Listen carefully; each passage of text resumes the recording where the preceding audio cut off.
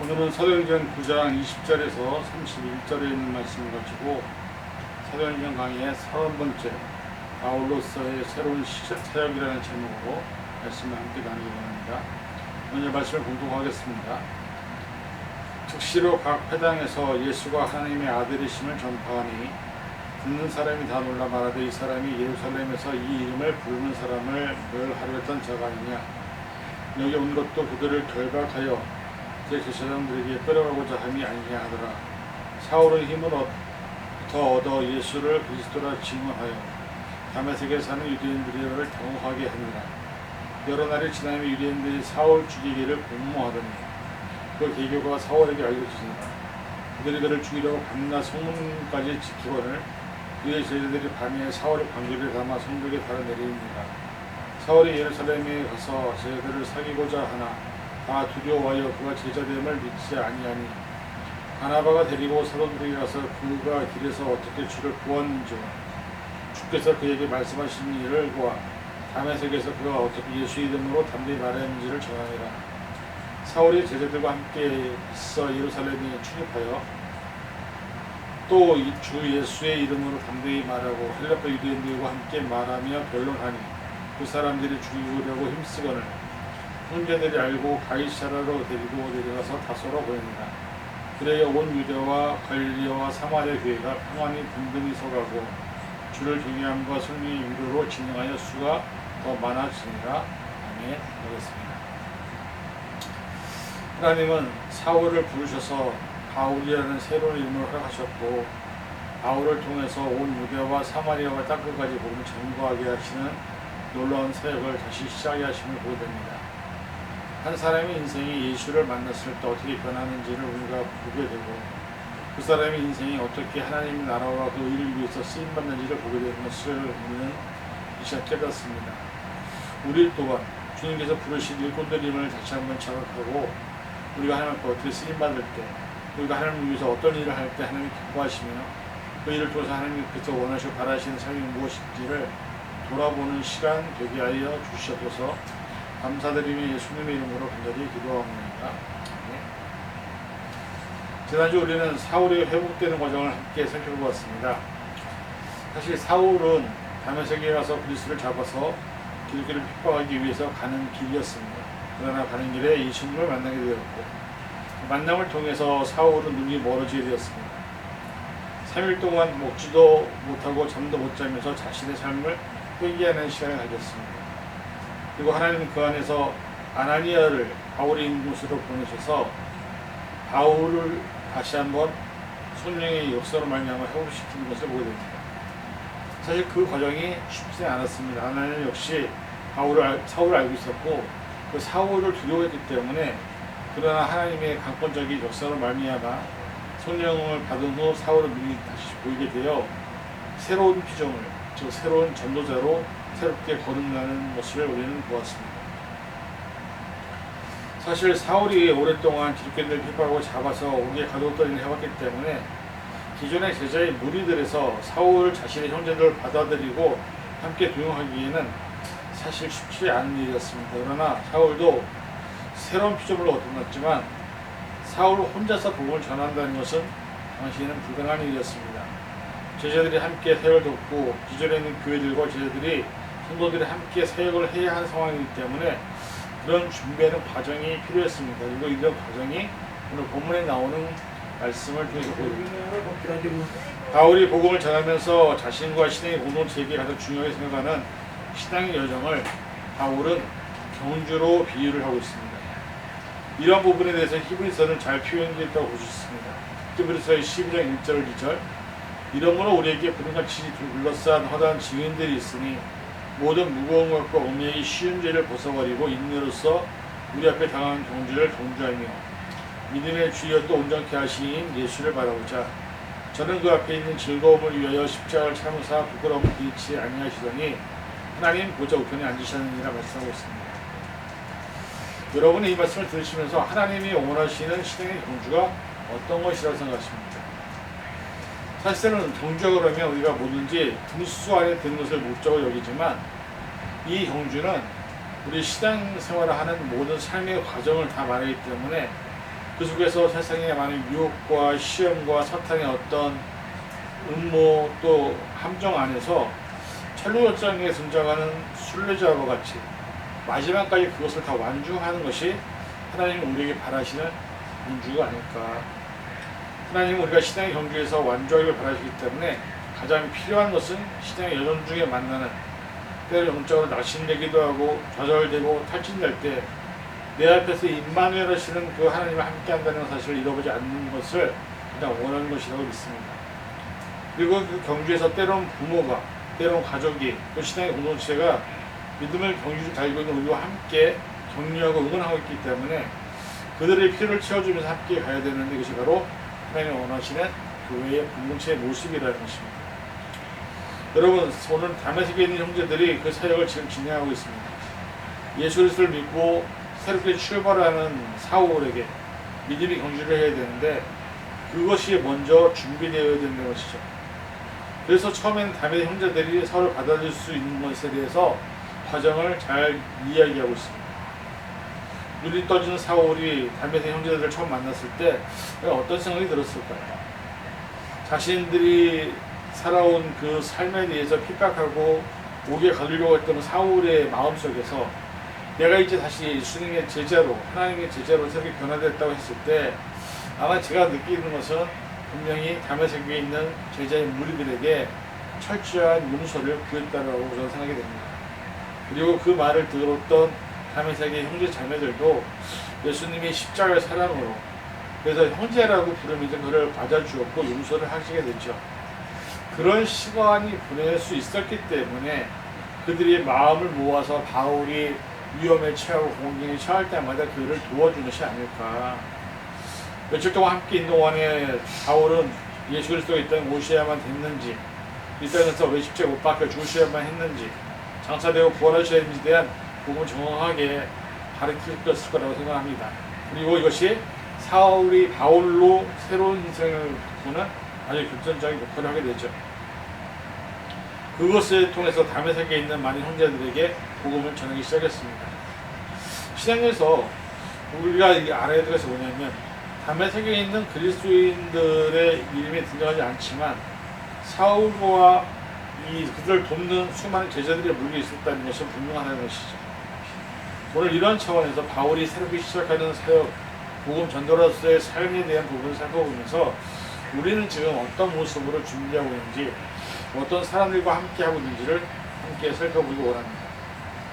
첫 번째는 바울이 다메섹에서부터 예수님을 전하기 시작했습니다. 바울은 크리스찬을 잡아서 끌고 오려고 했던 다메섹에서 살아계신 예수를 만났습니다. 그리고 예수님을 그들이 영접하고 모든 지난날의 죄를 회개하고 용서를 받았습니다. 그리고 땅끝까지 전도하라는 사명을 예수님도 받았습니다. 그래서 바울은 땅끝인 자기가 서 있는 그 자리에서부터 예수님을 전하는 생활을 시작하게 된 것입니다. 21절에 보니까 즉시로 강패당에서 예수와 하나님의 아들이심을 전파하니, 사람들은 이렇게 갑자기 변한 바울을 보고 놀랐습니다. 의심할 만한 사람도 있었을 것이고 당황스러워서 어쩔 줄 모르는 유대인도 있었습니다. 바울이라는 한 사람에게 큰 기적이 일어난 것입니다. 오늘도 성경 안에서 우리가 있을 때 우리에게는 이런 큰 놀라운 일들이 일어나게 될 줄 믿습니다. 생명이 있고 살아 운동 역사하는 그런 인생이 변화가 있는 것이 정상인 것이죠. 내 안에 살아계신 분이 계시는데 내가 어떻게 가만히 있을 수 있겠습니까? 변화되어야 되는 것이죠. 우리 아이들을 보면 우리가 잘 알지 않습니까? 아이들 안에 생명이 살아서 움직이기 때문에 그의 몸이 자라고 정신이 자라고 육체가 자라며 또 인공관계가 성숙해가 있는 것을 좀 보게 됩니다.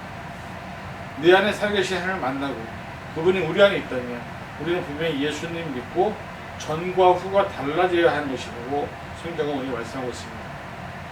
마태복음 7장 7절에 이렇게 나와 있죠. 그 열매로 그들을 알 수 있다고 얘기하고 있습니다. 예수님이 말씀하신 뭐냐면 우리가 살아가는 삶의 열매로 그들의 삶에 성령이 함께하는지 예수님이 함께하는지 하나님이 함께하는지를 알 수 있다는 것입니다.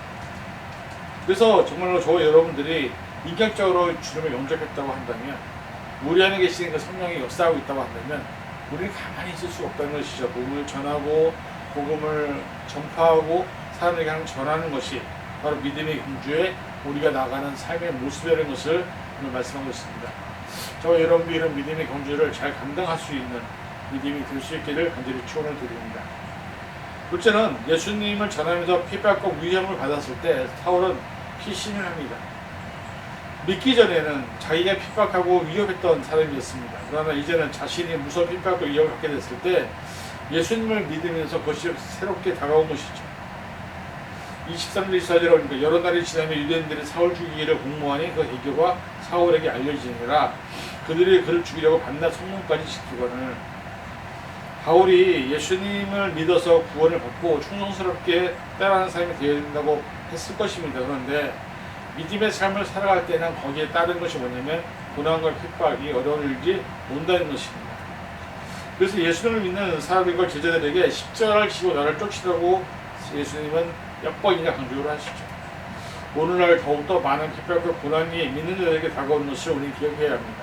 그리고 말씀과 성령으로서 충만할 때 우리가 그것을 능히 이길 힘을 갖게 된다는 것이죠. 복음은 예수님을 믿고 살아간다는 인생은 사실은 세상이 싫어합니다. 여러분 평생에 세상이 싫어하는 것이 무엇이냐면 예수를 믿는 것. 예수를 믿을 때는 우리가 술도 안 먹고 담배도 안 피고 사실 세상 것을 별로 멀리하죠. 그런데 예수를 믿기 전에는 세상 친구들이 얼마나 좋았습니까? 그들과 보내는 시간, 그들과 보내는 돈을 씀씀이, 그들과 보내는 술과 담배, 그 여러 세상의 유혹들이 얼마나 달콤했는지 모릅니다. 그런데 예수님을 갑자기 믿는다고 하니까 그 다음부터 그 자리에 안 나가는 것이죠. 당연히 친구들 입장에서는 서운하고 그런 친구가 미룰 수밖에 없다는 것이죠. 바울이 그랬을 것입니다.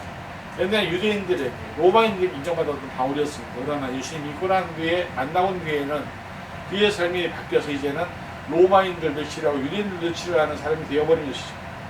그리고 그것 때문에 바울은 여러 번의 무슬림의 위험을 경험하게 됩니다. 바울이 그런 상황이 왔을 때 세상에 있는 많은 사람들이 그런 경험들을 많이 하게 되죠.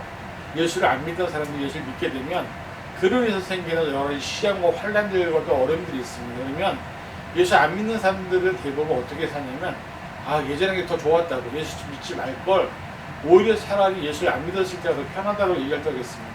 그러나 바울은 생각하지 않았습니다. 자기를 위해 십자가에 달려 돌아가신 그 예수 그리스도, 자기의 목숨을 위해서 또 온 인류의 어떤 죄값을 위해서 당신의 몸을 내어주시는 예수 그리스도를 전한 것이 자신의 삶을 믿었기 때문에 바울은 자기가 주어주신 십자가 외에는 그 어떤 것도 잘한 것이 없다라고 여겼던 것이죠. 그래서 포기하지 않았고 또 그것에 대해서 두려워하지 않았습니다. 죽음의 위험 앞에서도 끝까지 달려가서 복음을 전하는 바울의 모습을 보면서 저와 여러분들이 삶을 살아가면서 고난과 핍박이 다가올 때 이것이 나로부터 오는 것인지 복음을 전하기 때문에 오는 것인지를 분별할 수 있어야 되고, 복음을 전하기 때문에 오는 것이라면 그에 대응하는 하나님의 위로하심과 하나님의 지켜주심과 하나님의 보호하심이 있다는 사실을 믿고 바울처럼 우리가 복음을 진구하는데 우리가 최선을 다해서 주신 사명을, 주신 목숨을 끝까지 하나님 앞에 쓰임 받는 것이 하나님이 우리를 통해 기뻐하시는 모습임을 기억하면서 살아야 될 줄 믿습니다. 그래서 저 여러분들이 삶을 살아가면서 내가 지금 하고 있는 일이 무엇인지, 복음을 전하고 있는 것인지, 말씀을 전하고 있는 것인지를 돌아보면서 하나님의 뜻과 원하는 그 삶의 목적을 부합하는 삶을 살아갈 수 있는 저와 여러분이 될 수 있기를 간절히 축원을 드립니다. 세 번째는 바울이 예루살렘에 가서 믿는 자들과 교제를 시작합니다. 31절에 보면 구원받는 사람이 되었지만 예루살렘에 있는 제자들은 처음에 바울을 의심했습니다. 인정하지도 않았습니다. 그때 바울을 도왔던 게 누구냐? 바나바였습니다. 바나바가 바울과 함께 가서 만남과 교제를 만들었고, 바나바는 참으로 어떻게 보면 대단히 헌신적이고 귀한 영적인 지도자였습니다. 적극적으로 변화된 이 사도 바울을 제자들에게 소개하면서 그가 어떤 일이 있었고 어떤 위험이 있었고, 그럼에도 불구하고 그는 지금도 복음 증거하기 위해서 애를 쓴다고 하는 것을 제자에게 설명을 했던 것입니다. 27절에 바나바가 데리고 사도들에게 가서 그가 길에서 어떻게 주를 보았는지와 주께서 그에게 말씀하신 일과 담에서 그가 어떻게 예수의 이름으로 담대히 말했는지를 전했다라고 기록하고 있습니다. 바나바처럼 우리가 다른 믿는 사람들과 신실하고 귀한 신앙의 교제를 가져야 합니다. 또한 다른 믿는 사람들과 세워주는 사람이 되어야 됩니다. 어느 곳에 있든지 교회 공동체는 그리스도의 사랑과 말씀을 중심으로 해서 든든히 세워나가는 사람이 있을 때 교회 공동체가 든든하게 세워줄 수 있는 것입니다.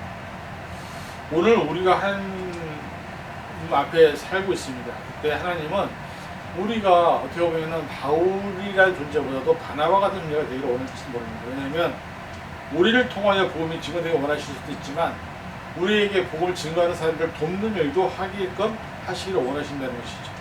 그래서 하나님은 그의 나라와 그의 천국에 대한 초청이 우리를 통해서 전달되기를 바라고 있고 우리 주변에 아직도 믿지 않는 사람들에게 바울처럼 바울을 소개하고 인정해 주는 것처럼 다른 믿지 않는 사람들을 믿음으로 초청하고 그들을 예수께로 인도할 수 있는 그런 모습들을 우리에게 바라고 있는 것이 아닌가.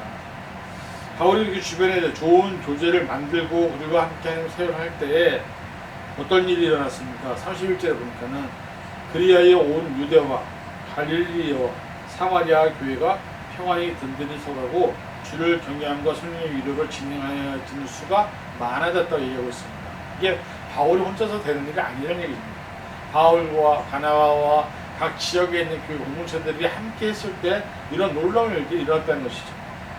성령의 위로, 예루살렘 교회, 하나님을 경외하니까 하나님의 성령을 통해서 그들을 후원해주고 밀어주고 도와주기 시작합니다. 그래서 사실은 이 세상에 가장 좋은 후원은 뭐냐? 성령님이 나와 함께 하시는 거예요.